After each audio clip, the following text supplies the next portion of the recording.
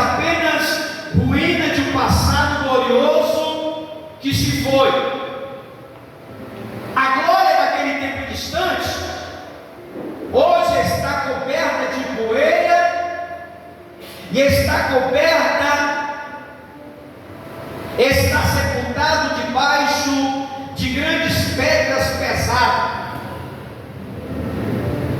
Estão sepultados debaixo de grandes pedras pesadas. E hoje, na região, há menos de 1% de cristãos. Aonde existia as igrejas do Apocalipse, hoje, na região, apenas 1% de cristãos. E diante desta situação, há uma pergunta em nossa mente: o que faz? Há uma pergunta que lateja em nossa mente: o que faz uma igreja morrer? Quais são os sintomas da morte de uma igreja? Porque essas 7 igrejas, a igreja de Apocalipse, já não existe mais. Um passado glorioso que hoje está coberto de poeira e de grandes pedras, sepultado no meio de muitas pedras, e há menos de 1% de crentes nesta região. Aí às vezes a gente fica indagando, mas o porquê? O que é que faz uma igreja morrer? Quais são os sintomas da morte que ameaça a igreja ainda hoje? Quais são os sintomas? Porque em Apocalipse, o anjo da igreja ministrava, exortava, disciplinava, corrigia. O anjo dava o recado da parte de Deus. Aí terminava dizendo: quem tem ouvido, ouça. O que o Espírito diz à igreja.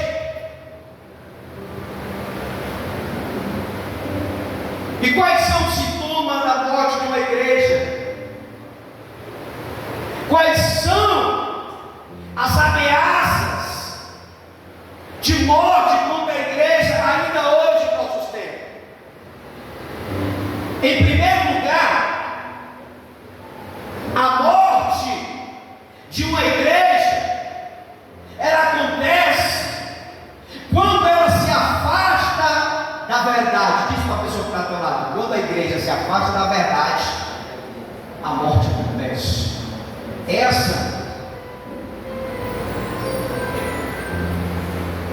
Em primeiro lugar, a morte de uma igreja acontece quando ela se afasta da verdade. Algumas igrejas da Ásia Menor, que era a igreja de Apocalipse, foram ameaçados pelos falsos mestres, foram bombardeados pelos falsos profetas.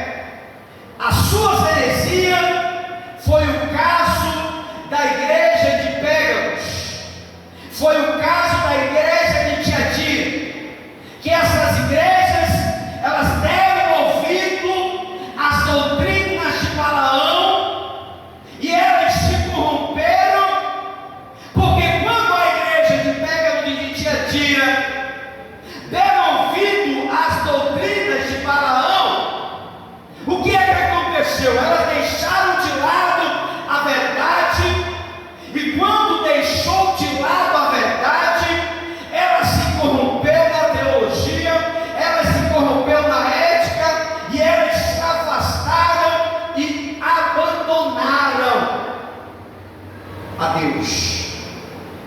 Elas abandonaram a fidelidade às Escrituras e se afastaram do preceito de Deus.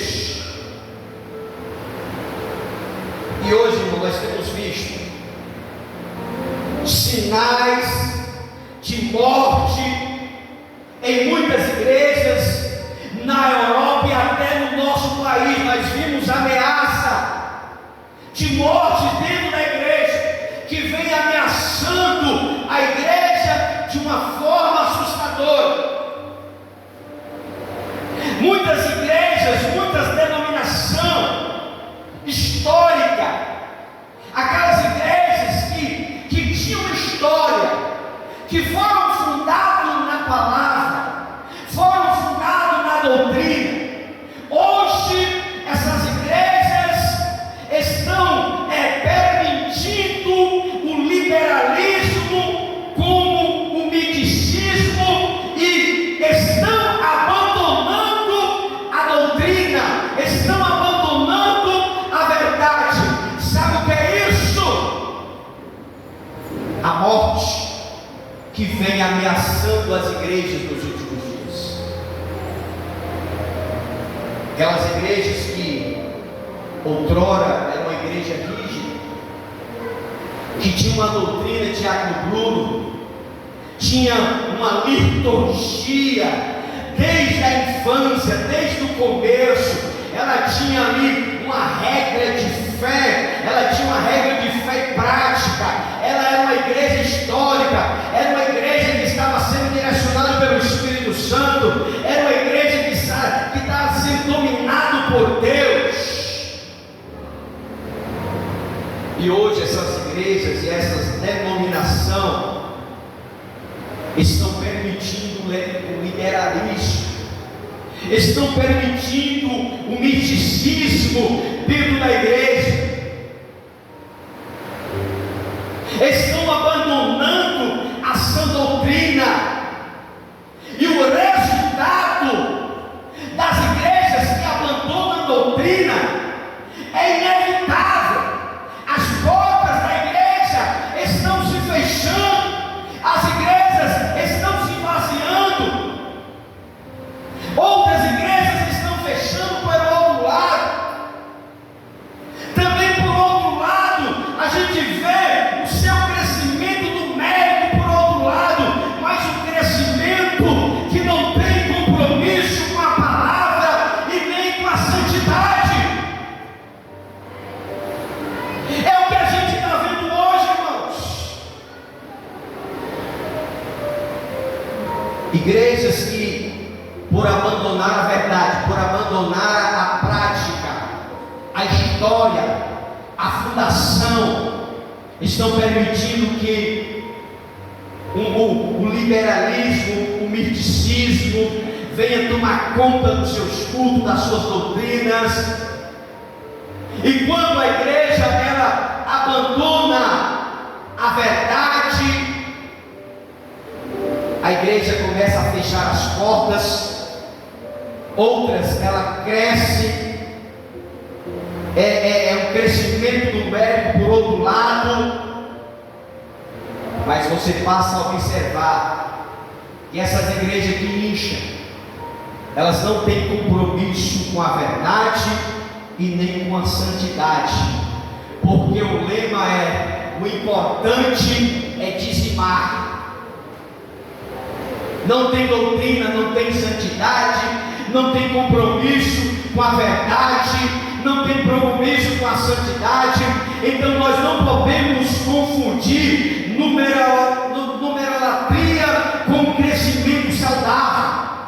A gente não pode confundir esse tipo de crescimento achando que é um crescimento saudável. A gente não pode confundir uma coisa com a outra. Uma igreja, ela pode até ser grande e ao mesmo tempo estar gravemente enferma.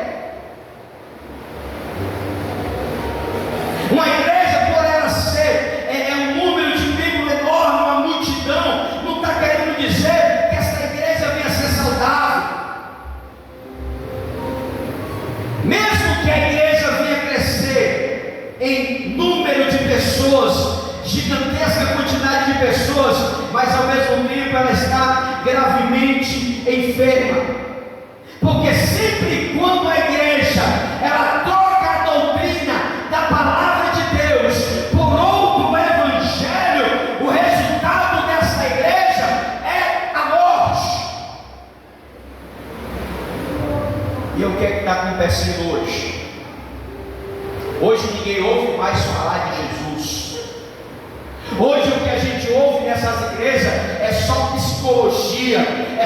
palavra para levantar o ego das pessoas. Deus está contigo, não te desanima. Deus vai cuidar de ti. Hoje você não vê mais uma mensagem convidando as pessoas para o arrependimento. Hoje você não vê mais uma mensagem de exortação convidando as pessoas a se arrepender dos seus pecados. Hoje você não vê mais uma mensagem sobre a cruz, sobre a ressurreição, sobre o sacrifício. Hoje o que nós ouvimos é só vitória, é só Deus. Hoje vai ter o culto da vitória. Vem buscar a tua bênção. Uma igreja que tem trocado o evangelho da graça por outro evangelho, e quando a igreja começa a trocar o evangelho, ela passa a entrar por caminhos desastrosos.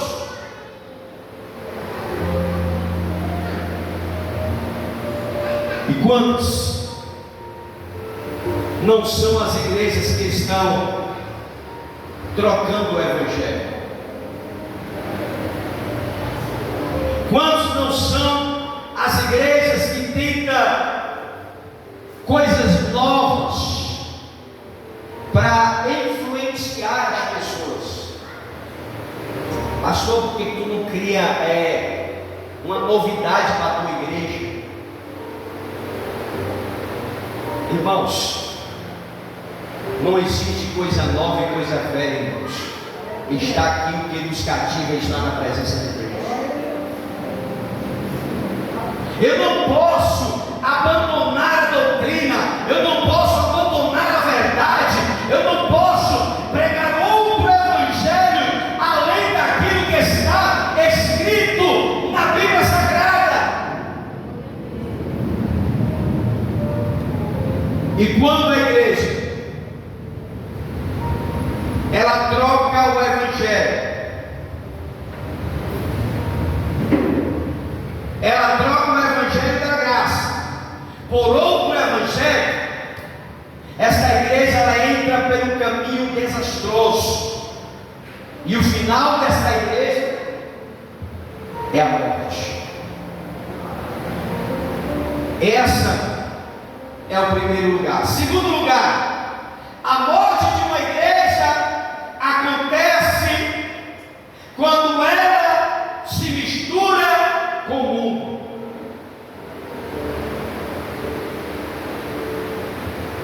A igreja de Pérgamos, ela estava dividida entre a sua fidelidade a Deus e a Cristo ao mesmo tempo. Obrigado. A igreja de Pérgamos, ela estava dividida entre a sua fidelidade e ao mundo. Ela estava sendo fiel a Cristo e ao mesmo tempo apego ao mundo.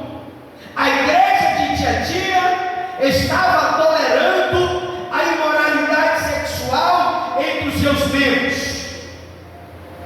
Na igreja de Sardes não havia heresia e nem perseguição, mas a maioria dos crentes estava com as suas vestiduras, a maioria dos crentes estava contaminado pelo pecado. A igreja que estava unida ao mundo,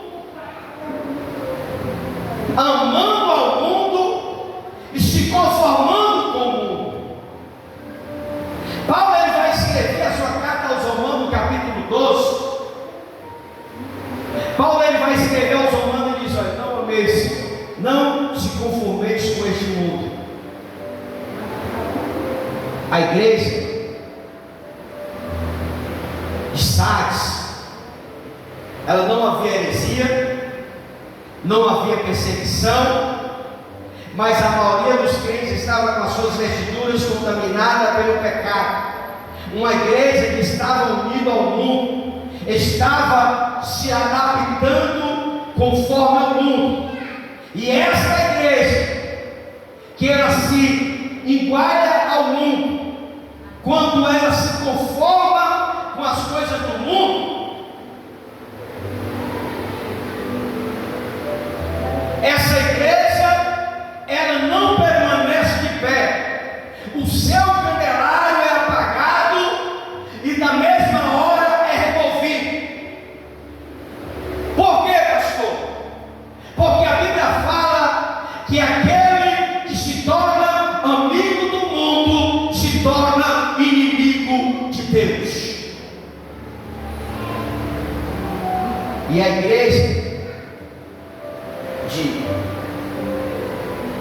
igreja de Sardes, ela não tinha heresia, ela não era perseguida, mas as suas vestes estavam contaminadas pelo pecado. Ela estava assim moldando as coisas do mundo.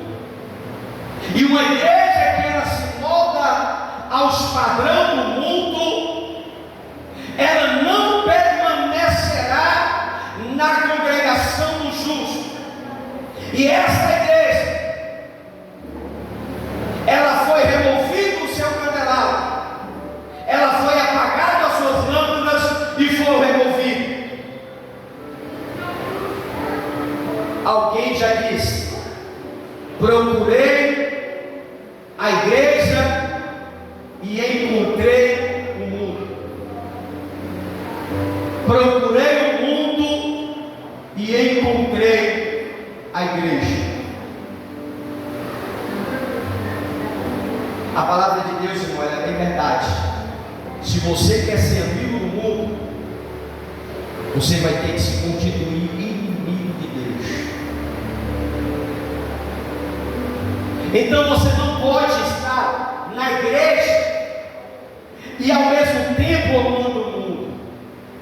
Você não pode servir a Deus e ao mesmo tempo servir a Baal, porque ou você agrada a um ou desagrada ao outro. E a igreja de Sardes, as suas vestes estavam contaminadas pelo pecado. Uma igreja que estava vivendo nos padrões do mundo.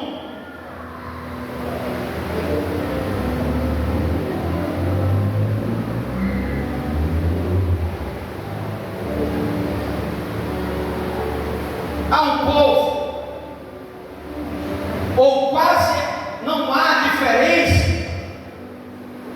entre um cristão hoje e um ímpio. Hoje você não sabe discernir quem é crente e quem não é crente. Está igual a pergunta do homem: eu fui ao mundo, eu fui à igreja e encontrei o mundo, eu fui ao mundo e encontrei a igreja. Por quê? Porque hoje você não sabe mais distinguir quem é crente e quem não é. Hoje você bota um ímpio e um crente, você não sabe definir quem é quem dos dois.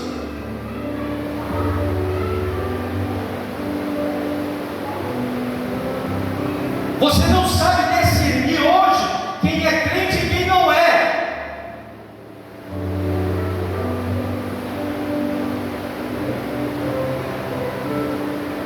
Amém ou não amém? Você só conhece o crente hoje porque ele é da sua igreja. Porque se eu ver qualquer irmão com roupas indecentes, eu identifico ele porque eu sei que ele é da minha igreja.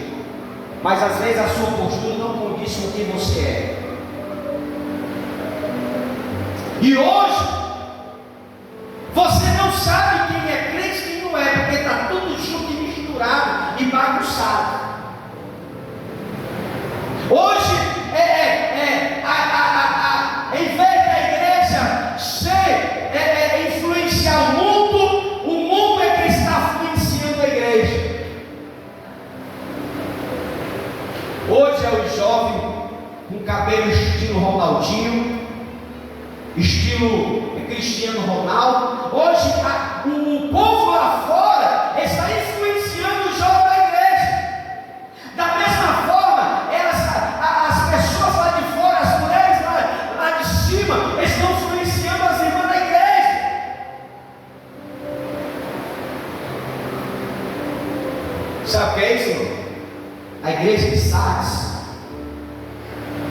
ela estava se moldando às coisas do mundo, ela estava se espelhando com as coisas do mundo,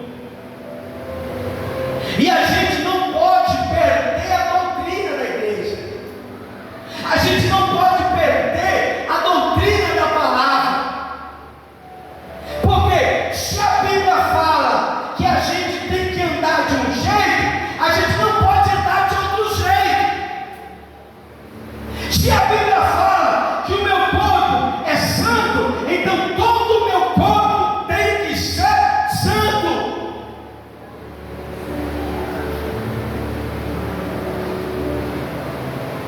A santidade não está nas suas vestes, a santidade está no coração, está na sua vida. Mas um homem, uma mulher que se preserva, que tem uma vida santificada, ele jamais vai se enquadrar as coisas do mundo. Se o mundo está andando nu, eu tenho que andar vestido,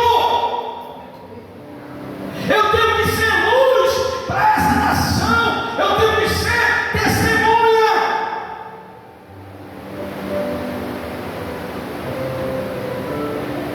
Porque a gente não pode se moldar. Ah, pastor, eu tenho um pastor ali querendo de calção, camiseta. Ele é ele, você é você, meu irmão. A doutrina dele é uma, a sua doutrina é outra. Ah, pastor, tem uma irmã lá, mulher de pastor que anda de shortinho, de calça comprida. Ela é ela, você é você, meu irmão. Você não pode se espelhar naquilo que você vê, você tem que se espelhar naquilo que a Bíblia nos revela. No Antigo Testamento, o homem não pode vestir roupa de mulher, nem mulher pode vestir roupa de homem. Está na Bíblia. Porque existia uma diferença de veste na época. Já existia uma doutrina na Bíblia.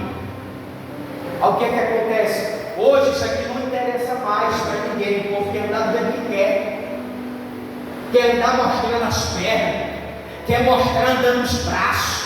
Não, eu estou bombado, não é de camiseta hoje. É isso, irmão. E o tempo do Espírito Santo fica onde?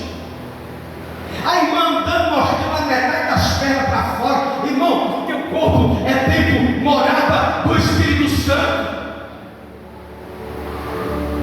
Isso aqui eu não estou pregando uso de costume, eu estou querendo falar da igreja de Sardes, que estava contaminando as suas vestes, porque estava envolvida com as coisas do mundo.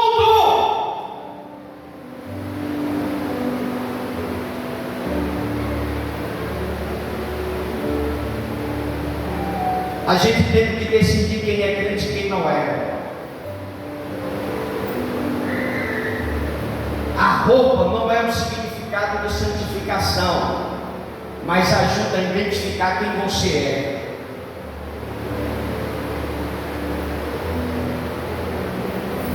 A roupa não está querendo dizer nada, a roupa não salva, mas a roupa protege o seu corpo, que é tempo de morada do Espírito Santo.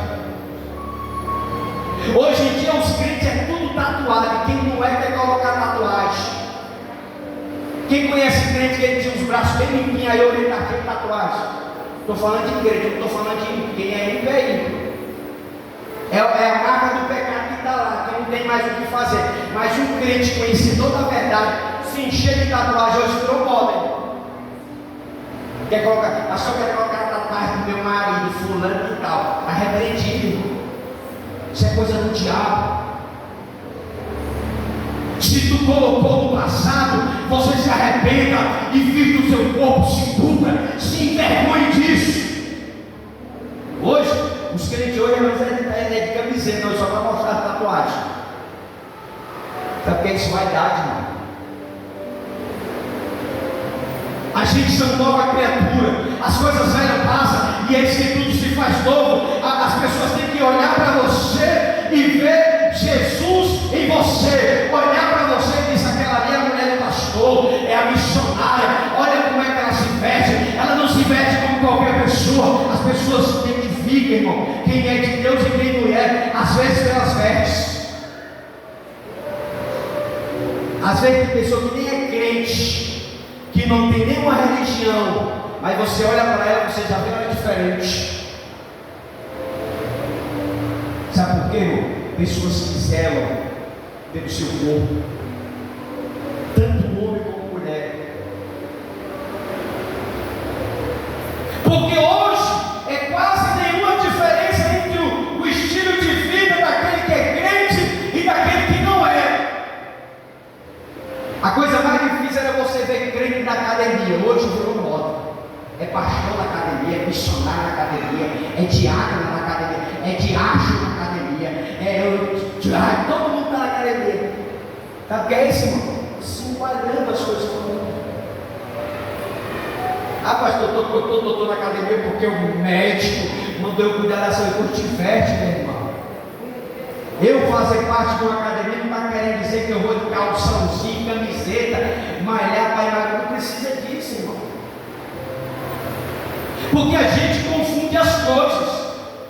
Não é pecado você se exercitar, não é pecado você cuidar da saúde, não é pecado você pegar 100 quilos aqui e fazer isso não, mas se vista, meu irmão. Procura um horário que dê para ti, que dê para sua esposa. Não vá se envolver com as pessoas que estão lá não, porque as pessoas que estão lá não é crente. Eles vão de qualquer jeito, eles vestem o que eles quiserem, mas nós não, nós somos cristãos, nós somos um exemplo. Olha o que está acontecendo na vida do moda, irmão, hoje. Na vida do moda. Vai, missionário, bota um shortinho aí, eu vou botar um calçãozinho, uma camiseta, eu vou malhar. Aprendi isso aí, irmão. Se você um dia veio de camiseta e de fraldinha, de calçãozinho coladinho assim, irmão, mostrando, é porque eu estou desviado, irmão, que isso nunca vai acontecer. Porque para mim, se eu ver ele desse jeito aí, ele pode ser a mulher da lavacaia, que eu não dou credibilidade, irmão. Eu não estou falando das pessoas, olha para cá, entende o que eu estou falando, irmão. Eu não estou aqui criticando quem cuida da sua saúde, não, porque a gente tem que cuidar da saúde, irmão. Mas a gente tem que cuidar de uma forma sábia, para não chamar a atenção. Você já pensou, irmão, se você desceu aí só de camiseta e de calçãozinho, como seria eu me escandalizo logo. Se eu ver um pastor de camisetinha, roupinha colada, eu me escandalizo logo, eu faço repreender. Porque a gente, irmão, não pode, a gente não sabe identificar quem é quem e quem não é quem. A gente temos que fazer o nosso papel como crente. Eu não posso confundir, eu não posso aproveitar a liberdade.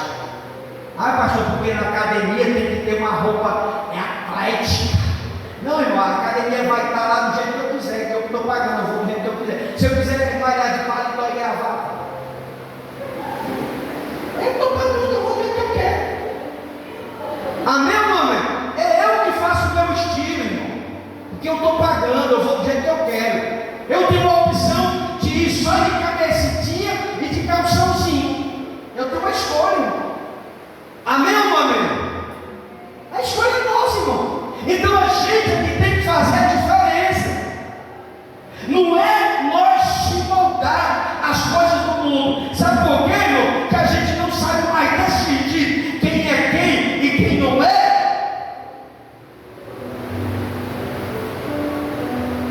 Porque hoje o índice, olha para cá, hoje o índice de divórcio entre os cristãos é tão alto quanto o que não é cristão. Sabe o que é isso? Vergonha. Porque se nós é cristão, não era para ter divórcio. Mas por que o índice é maior do que aqueles que não é cristão? Vergonha. O número de jovens cristãos que vão para o casamento com a vida sexual ativa é quase maior do que aqueles que não é crente. A situação do mundo e a igreja hoje. Isso é o índice desses acontecimentos. Jovens cristãos faziam relações sexuais antes do casamento. Quando vai casar, já está com a vida sexual ativa. Sabe o que é isso? Sabe quem faz isso, irmão? É o povo lá fora, não é os crentes. É porque que o índice é maior no meio dos cristãos. Sabe por quê? Porque está perdendo isso aqui, ó. Está perdendo a doutrina da palavra. Hoje, pastor, não tem nada a ver isso. Esse negócio de casar vídeo, isso aqui. Tem muito a ver sim, irmão. Tem muito a ver sim. Mas infelizmente o índice de jovens que estão nessa situação é maior do que as pessoas do mundo.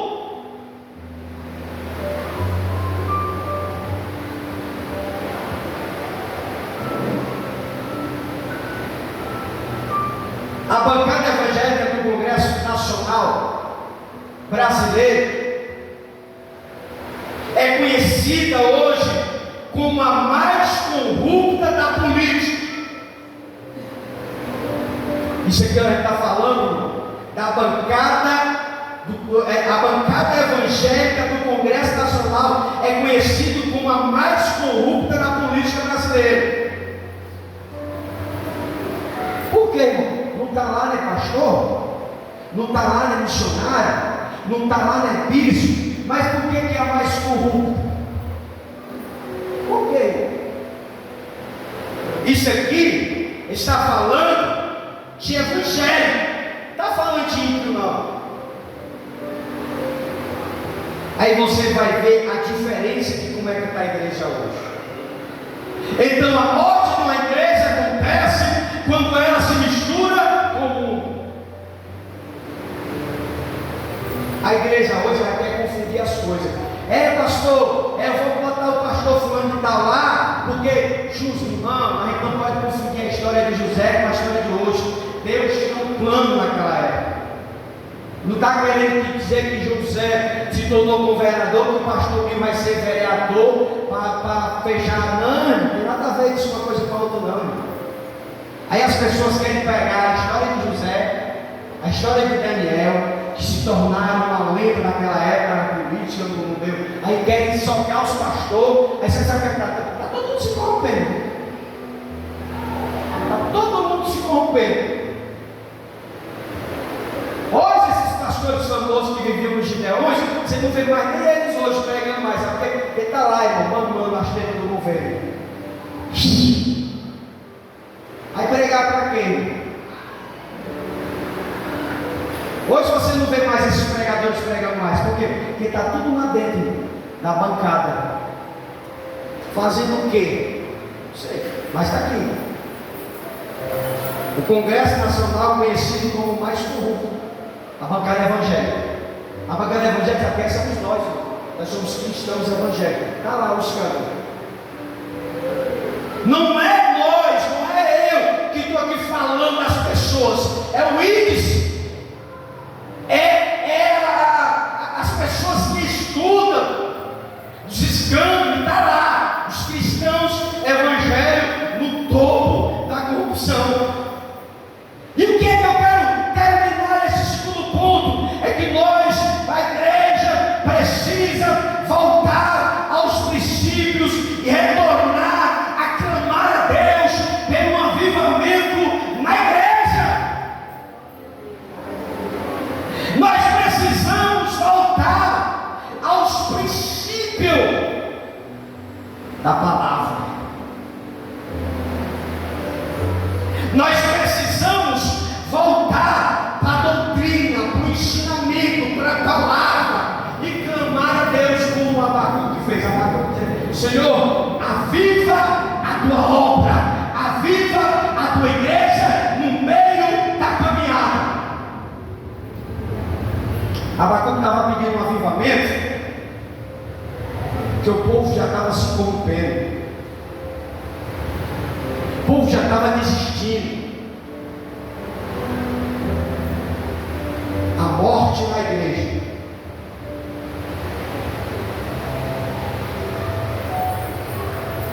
A morte de uma igreja acontece quando ela se mistura com o mundo. Foi a situação da igreja de Sardes. Em terceiro lugar, a morte de uma igreja acontece quando ela não decide a sua decadência espiritual. Quando a igreja ela não consegue decidir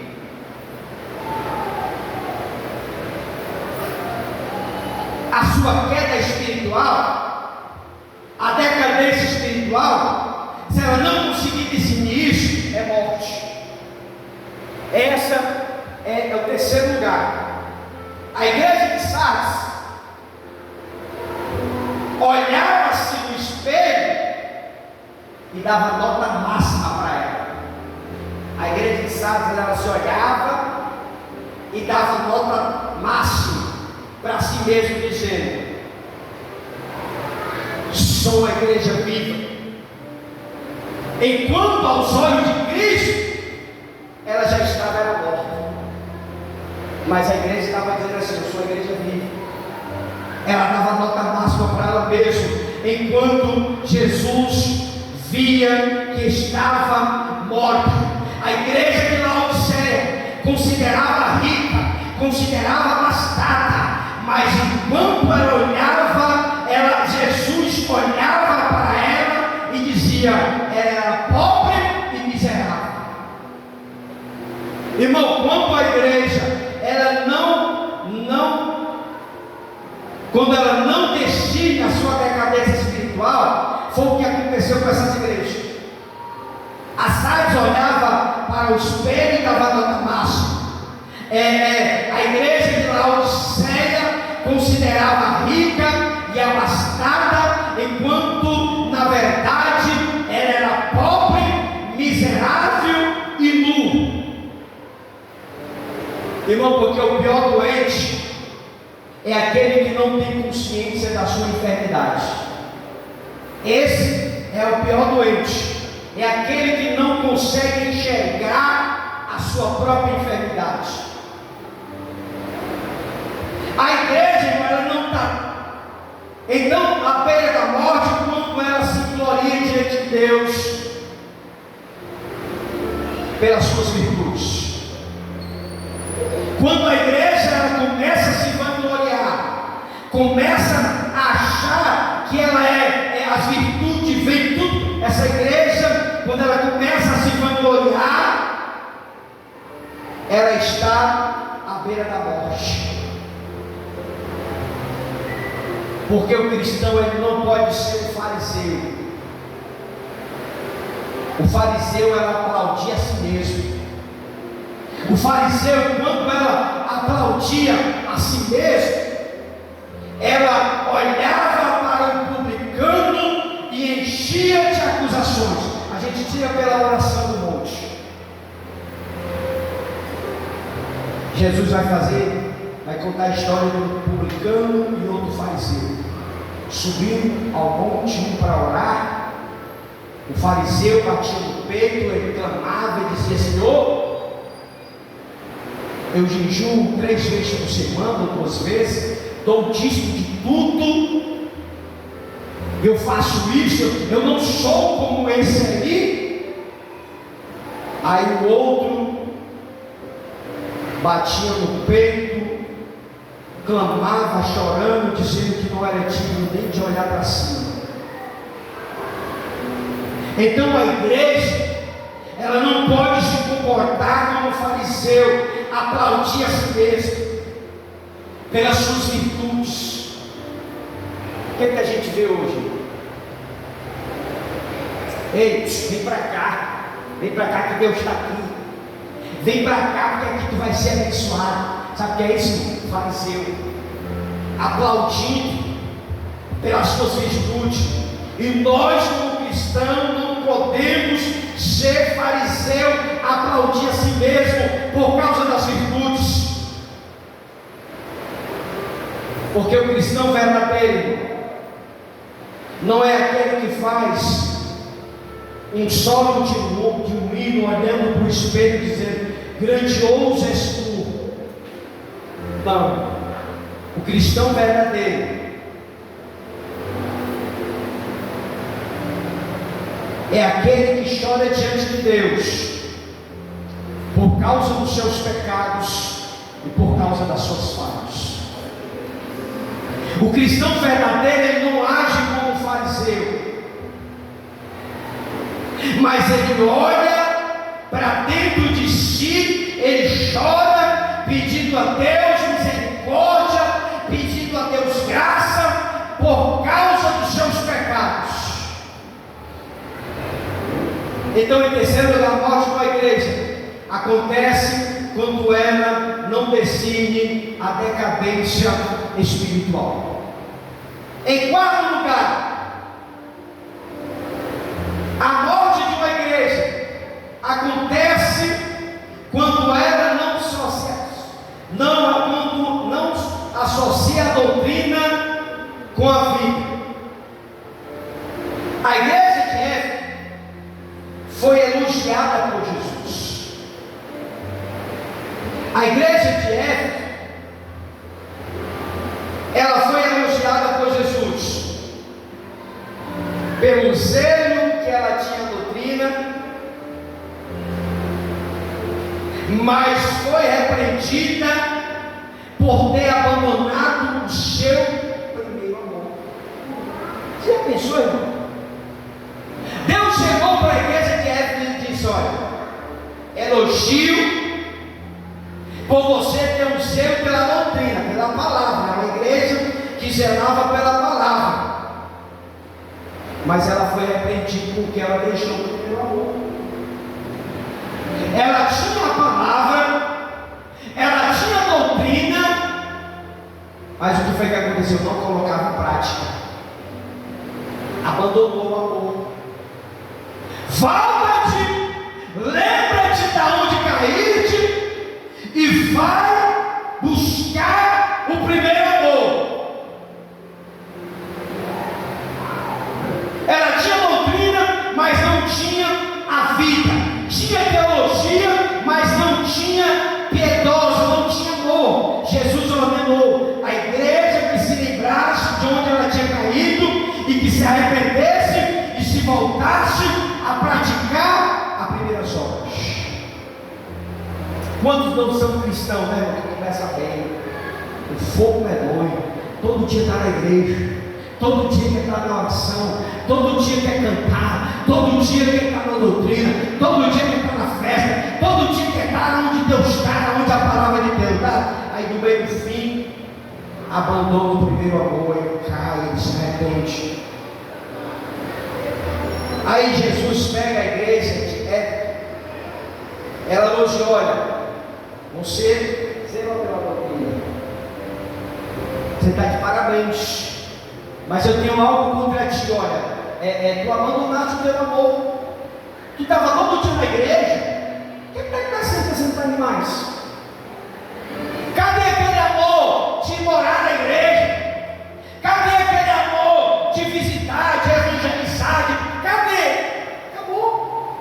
Aí Jesus disse: olha, lembra-te de onde tu caíste, se arrepende e volta a praticar as primeiras obras. Se a doutrina é a base da vida, a vida precisa ser expressa da doutrina. As suas coisas não podem viver separadas. A doutrina que produz mudança de vida e de comportamento cristão é a doutrina. A doutrina é que vai produzir mudança na nossa vida.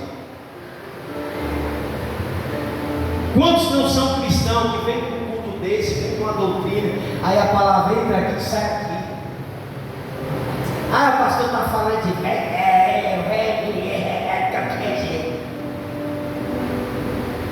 irmãos, se nós não colocarmos isso aqui que nós pregamos em prática, a gente vai ser repreendido como a igreja de Éfeso. Tem a doutrina, mas não tinha piedade. Tinha doutrina, mas não colocava em prática. Porque a doutrina, a palavra de Deus, ela tem que produzir mudança de vida e comportamento na nossa vida. Se a palavra de Deus fala que nós não devemos mentir, então não tenho que mentir mais. Se eu continuo mentindo, a doutrina não está produzindo resultado na minha vida. Se a palavra de Deus fala que nós temos que viver em novidade de vida, em santidade, eu estou fazendo ao contrário, a doutrina não está produzindo frutos na sua vida. A igreja de Éfeso, ele tinha doutrina, mas não colocava em prática. Lembra-te do teu primeiro amor. O primeiro amor é aquele que ouvia tudo. Não é para matar? Não vou matar mais. Não é para mentir? Eu não vou mentir mais. Aí o primeiro amor, a gente quer fazer as coisas tudo direitinho. A gente quer fazer tudo direitinho. O primeiro amor, ninguém quer ir para o inferno. Aí a palavra de Deus fala que eu tenho que amar o meu próximo. Aí ele vai acolher o próximo ali, do lado dele, sabe que é esse primeiro amor. Aí vai se passando-se os anos, essas práticas passam não mais a existir na nossa caminhada. Por quê? Faz uma análise aqui de como você aceitou Jesus. Eu, quando aceitei Jesus, eu queria que eu já morava na igreja. Eu dormia na igreja, o missionário sabe disso. Eu não queria sair da igreja. Não tinha culto na minha igreja, eu ia para outra igreja. Sabe por quê, irmão? Porque eu estava cheio de Deus, eu queria conhecer Deus, eu queria me aproximar de Deus. Mas eu não saía da congregação onde eu era membro. Eu dizia, missionário, vai ter culto hoje? Não, vai ter culto hoje não. O culto que vai ter hoje é lá na casa do fulano de tal, lá no outro bairro. Aí eu ia de bicicleta, eu ia de pé, eu ia de ônibus. A missionária que não deixa mentir, a gente foi muito para a vigília. Por quê, irmão? Porque o primeiro amor não tem dificuldade, não tem barreira, não tem nada. Aí hoje, lembra das tuas primeiras obras? Você que é novo convertido, lembra você que tem 10 anos de crente, 15 anos de crente, lembra como eram os teus primeiros anos de crente? Pastor, eu vivia na igreja. Pastor, eu vim almoçar, veio uma mulher me derrancar, me comer, saí da igreja. E agora? Mal estou vindo para a igreja, pastor. Sabe o que é isso? Caiu na fé. Caiu na fé. O trabalho, as preocupações, a família, tudo acaba nos tirando do primeiro amor. Eu sou crente desde jovem. Aceitei Jesus, eu tinha uns 18 anos. 18 anos eu tinha, né, missionário? O missionário tinha 15. Aceitei Jesus, eu tinha 18 anos. Menino velho, uma carinha do Bruno aqui, velho, novo. De lá para cá, desde o dia que eu aceitei Jesus, só diminuiu por causa das famílias, dos filhos. Ele tem que parar um pouco. Mas a missionária sabe que é o nosso rojão. Desde jovem, era nas igrejas. Por quê? Porque a gente não pode deixar o amor se acabar. Se o amor se acabar, irmão, abaixa o crente voltar um culto para ele não querer vir mais. Baixa o culto. Você é ácido na doutrina, você é ácido na escola, você é ácido no domingo, pois falta um domingo, irmão. Sai daqui um domingo, eu faço um convite para você ir puxar o meu bravo com a sua esposa, porque no próximo domingo tu não quer vir mais para a igreja. Abaixa só a primeira quarta, o primeiro domingo, o primeiro dia da oração, você faltar para você gostar. É o que a gente não pode fazer. A gente não pode deixar acabar o primeiro amor. A igreja de Éfeso começou bem, fogo medonho, fogo puro, mas no meio do fim, não tinha mais amor, não tinha mais vontade de ir para a igreja. Quantos não são crentes, irmão, que vem para a igreja só de domingo? Ah, pastor, mas é o trabalho. Ah, pastor, mas é os filhos. Ah, pastor, mas é porque eu saio tarde. Ah, pastor, mas é por causa disso. Não é nada disso, nada daquilo. É porque a gente está deixando o amor se acabar. Quando o amor se acaba, meu irmão, basta faltar o primeiro culto para você não sentir mais vontade de vir. Eu não venho para a igreja todo dia, não é porque eu sou pastor, não, irmão. É porque eu sempre gostei de estar na igreja. A missionária sabe disso. Sempre gostei de estar na igreja. Na época do pastor Mauro, na época do pastor Francisco, sempre gostava de ir para a igreja. Tinha evangelista, estava dentro. Que hora é, pastor? 7 da noite. Estava dentro. Chegava do trabalho 6h40, 6h30, estava no evangelismo. Todo dia eu estava na igreja. A missionária não deixa mentir. Às vezes eu deixava ela com o menino pequeno, seu filho pequeno. Amor, não vai dar para mim hoje não, então tu fica por aí, então vamos embora. Tu vai te deixar sozinho? Não, você vai ficar aí com Deus e com teus filhos. Eu vou para a obra. Aí o missionário está mentindo. Sabe por quê? Porque se eu for parar de evangelizar, se eu for parar de vir para o estudo, se eu for parar por causa disso, por causa daquilo, eu estava afastado da igreja.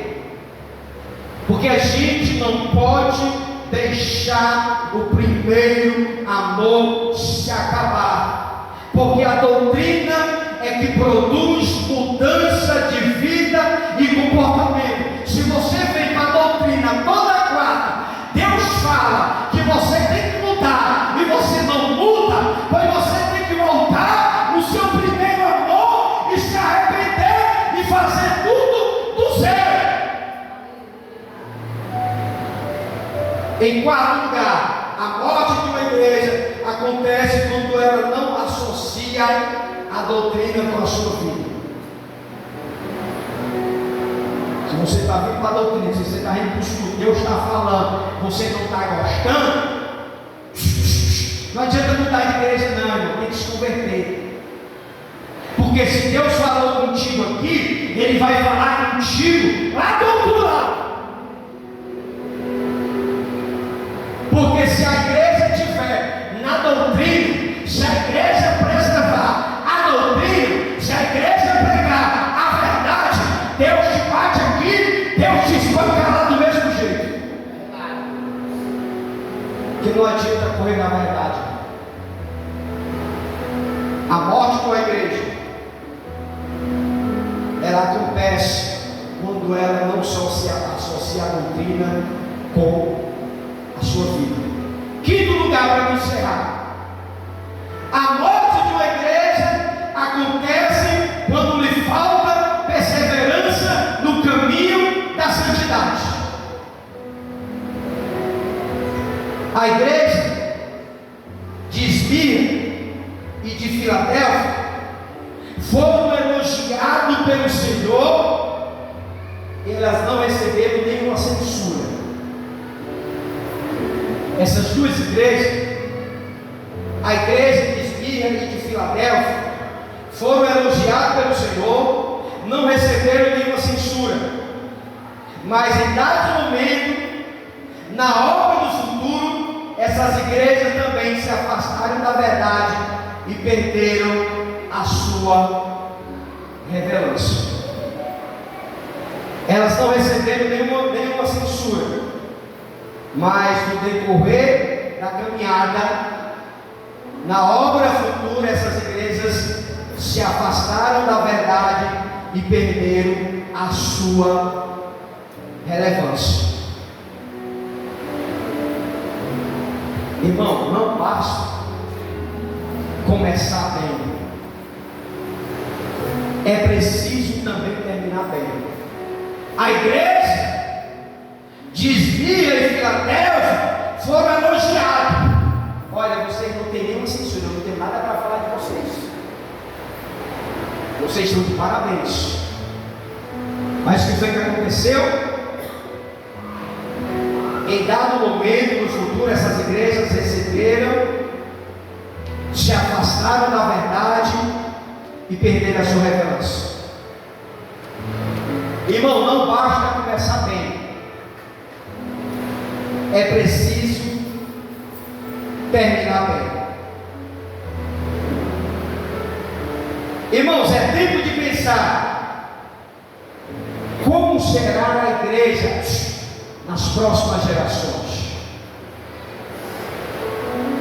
Como será a igreja na próxima geração? Que tipo de igreja deixaremos para os nossos filhos? Que tipo de igreja nós deixaremos para os nossos netos? Uma igreja viva ou uma igreja morta? Qual é o futuro próximo dessa geração? Eloá, Felipe, Esther, Radassa, essas crianças que estão surgindo aqui, irmão. Que igreja deixaremos para esses meninos, para os nossos filhos, para os nossos netos? Uma igreja viva ou uma igreja morta? Eis aí a pergunta.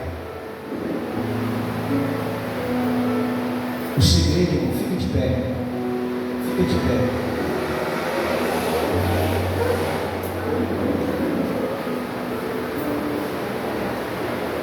O segredo para a igreja ficar viva, irmão, é a gente não se afastar da verdade.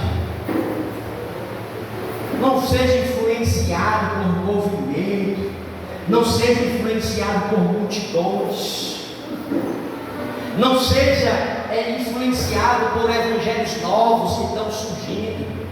Pastor, abriu uma igreja ali que o camarada revela até quanto é que o senhor tem de bolso.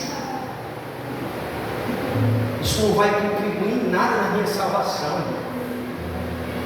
não vai contribuir em nada. Se a igreja não estiver alicerçada nisso aqui, irmão, no futuro nós teremos uma igreja. Então, a morte de uma igreja acontece quando ela lhe falta a perseverança no caminho e da santidade.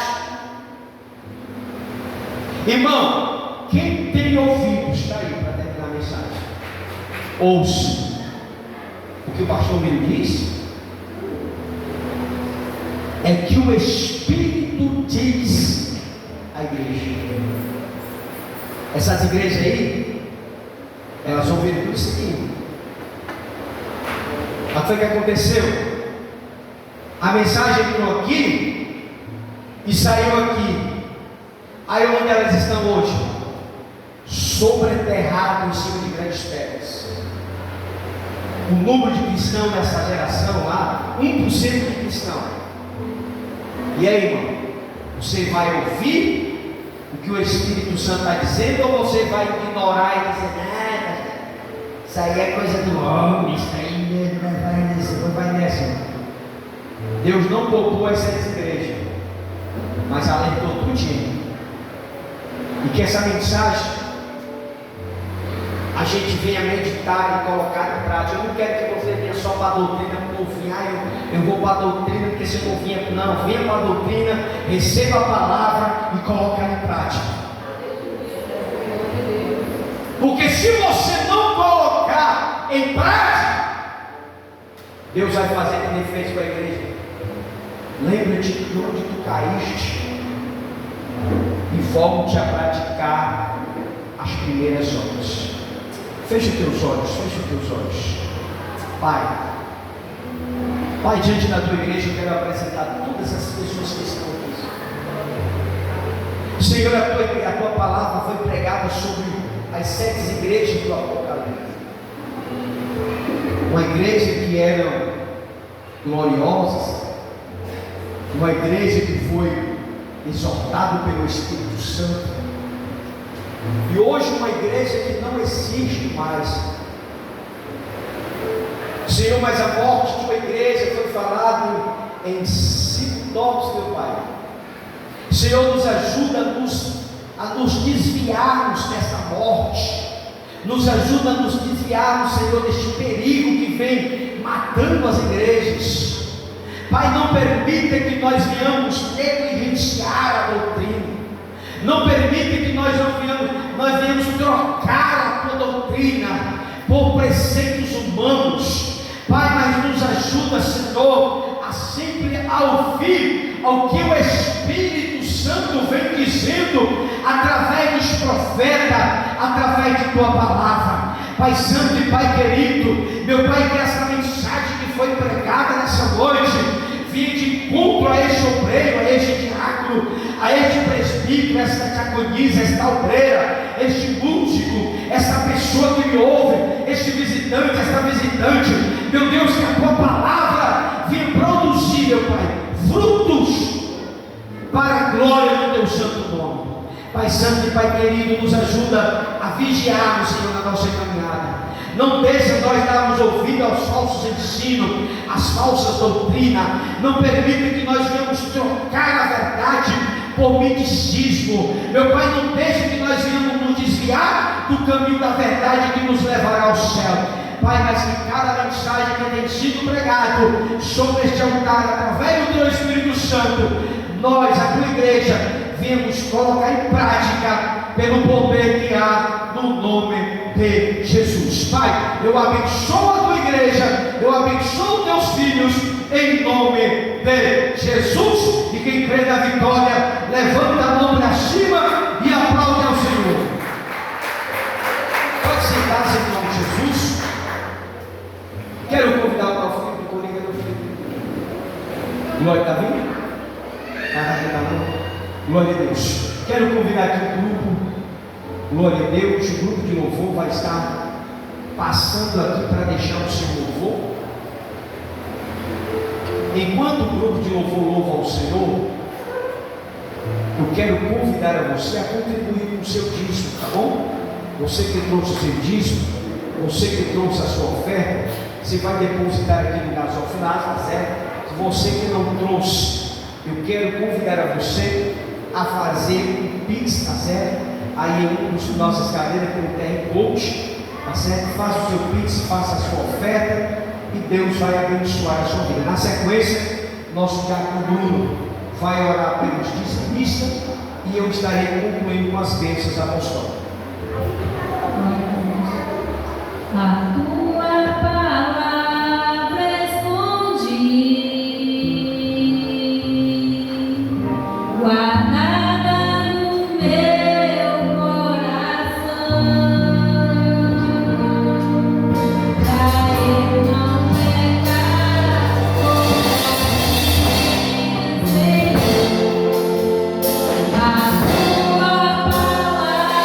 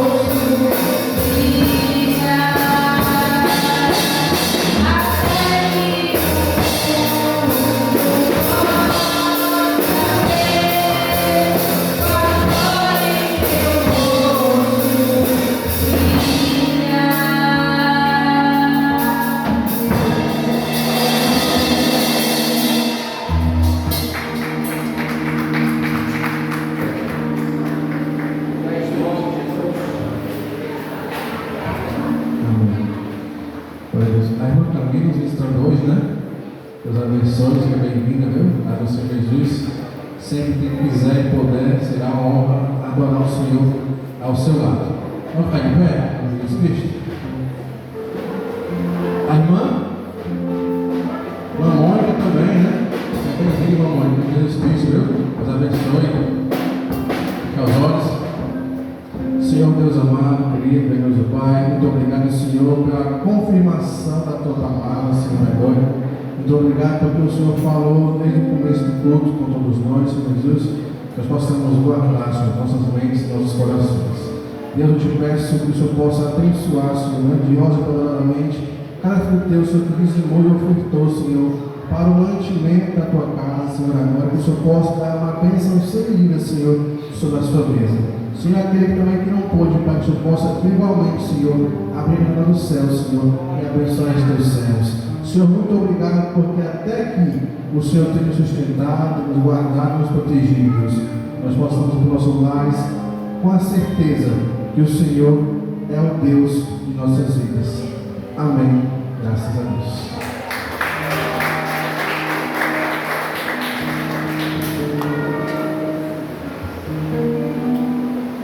Glória a Deus. Irmãos, sexta-feira nós vamos estar aqui no nosso segundo dia da campanha, tá certo? Quem é o meu próximo? Tá certo? Está no texto do bom samaritano. Deus tem uma palavra para você. Sexta-feira, domingo às 16h30, escola de profeta, e às 18 horas, culto em homenagem às mães, o culto da família, tá certo? Nós vamos estar dando a palavra aqui para todas as mães no domingo às 18 horas. No sábado, ensaio para as crianças, né? Com a socorreira aí, Patrícia, tá certo? E só reforçando, irmão, nós estamos já próximo do nosso final do trimestre. Falta 4 horas, mais 7? É porque já chegou a. Quando mandou, ela está apressada, né? Então está me atrapalhando, está faltando tudo isso. Sexta? Pois é, mas já chegou o tema da revista é a igreja em Jerusalém. Que ela mandou, eu achava que já estava próximo. Mas se você já quiser guardar R$1, 2, 3, para você já adquirir essa nova revista, já pode guardar, porque o trimestre já está em andamento. É a igreja em Jerusalém, né? É o tema do próximo trimestre de junho. Amém? Junho, né? Glória a Deus. Tá certo, irmão? Só avisando o ensaio com as crianças no sábado. Tá certo? Por favor, as pessoas que vão ficar responsáveis, observe que da outra vez que ensaio que teve, o ventilador ficou ligado 2 noites, viu, irmão? Eu não me importo com a energia, certo? A minha preocupação é só se pegar um incêndio e queimar a igreja. Aí o ensaio foi segunda, o ventilador ficou ligado segunda de noite, terça o dia todinho, quarta o dia todinho, eu vim para a igreja na quarta-feira, já à tarde. Então, resumindo, teve quase 2 dias rodando esses 2 ventiladores, esse e esse. A questão que não é a energia, viu, irmão? É só a minha preocupação dele ficar, esquentar e pegar fogo. Aí se ele pegar fogo e ninguém vê, aí a gente acaba tendo um prejuízo que não vai valer a pena a gente arrancar os custos. Então, só uma observação: fecha todos os ventiladores, som, seja o que for usar de parte aqui, para não você ter problema depois, tá bom? Eu não estou aqui cobrando, certo? É só mesmo um alerta para os irmãos ou alguém para ficar responsável, tá bom? Levanta a tua mão para cima, que o Senhor te abençoe e te guarde, que o Senhor faça resplandecer o seu rosto sobre ti e tenha misericórdia de ti, e que o Senhor volte o seu rosto sobre ti e lhe conceda a paz. Fica na paz em nome de Jesus e não saia sem dar a paz do seu irmão. E até sexta-feira, se Deus o permitir.